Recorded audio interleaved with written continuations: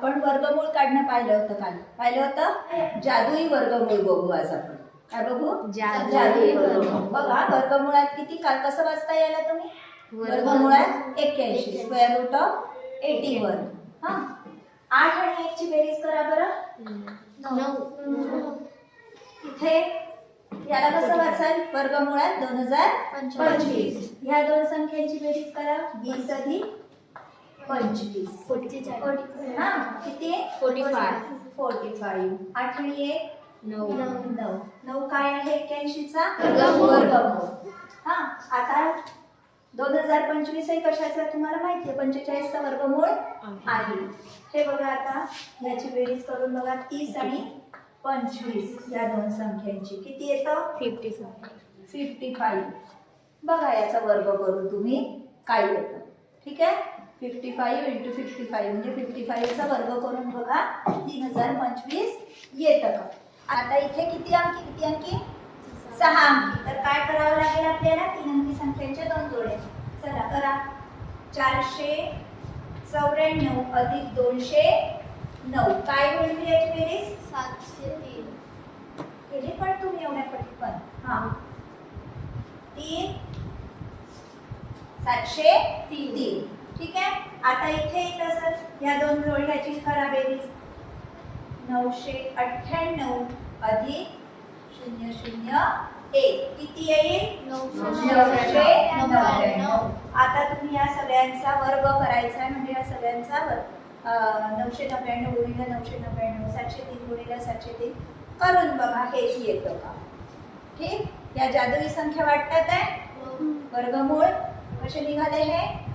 त्याच दोन संख्यांच्या जोड्यांची बेरीज हाच काय आहे? त्या संख्यांचा वर्गमूळ आहे. आता अशा संख्या तुम्ही शोधून काढायचं आहे की कोणत्या संख्यांमध्ये त्या त्यांच्यातल्या संख्यांची बेरीज केली, जोड्यांची बेरीज केली तर ती जी बेरीज असते तो वर्गमूळ येतो. ठीक आहे. शोधून काढायच. आपण काही संख्या पाहिल्या होत्या की ज्यांचा आपण जादुनी वर्गमूळ काढला होता. हो ना? काय केलं होतं?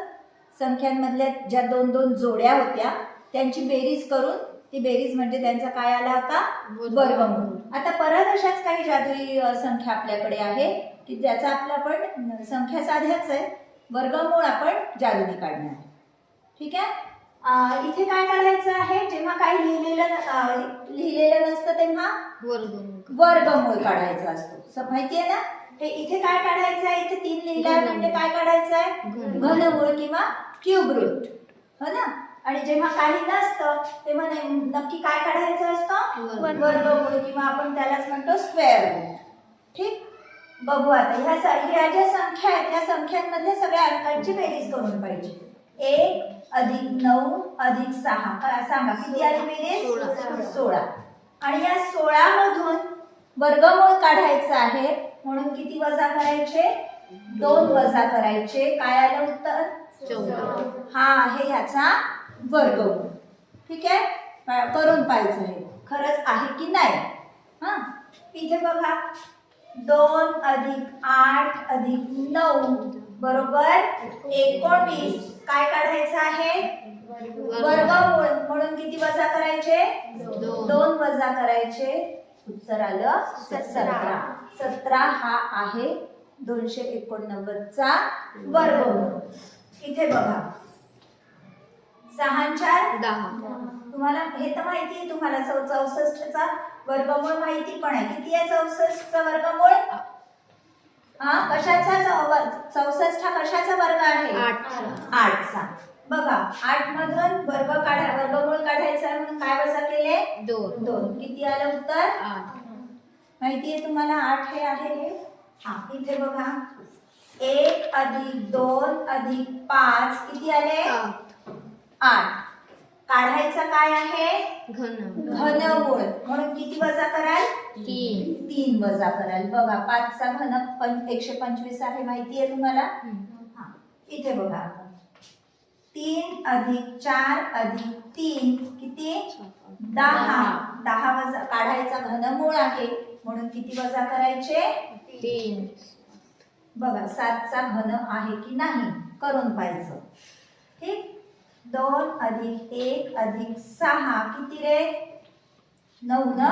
9 मधून किती वजा कराल? 3 वजा कराल. किती आलं? तुम्हाला माहिती आहे 6चा घन 216 आहे. ठीक आहे. ह्याही काही लक्षात ठेवायच्या, ह्या संख्याही काही लक्षात ठेवायच्या. ठीक आहे, की ज्याचा घनमूळ किंवा वर्गमूळ या पद्धतीने आपण काढू शकतो. ठीक. अशा अजून कोणत्या संख्या आहेत त्या तुम्ही शोधून काढायच्या. ठीक. व्हिडिओ आवडल्यास नक्की लाईक, शेअर आणि कमेंट करा. आणि हो, सबस्क्राईब केलं नसेल तर अवश्य सबस्क्राईब करा, म्हणजे मी नवीन अपलोड केलेल्या व्हिडिओजचे तुम्हाला नोटिफिकेशन्स मिळतील. धन्यवाद.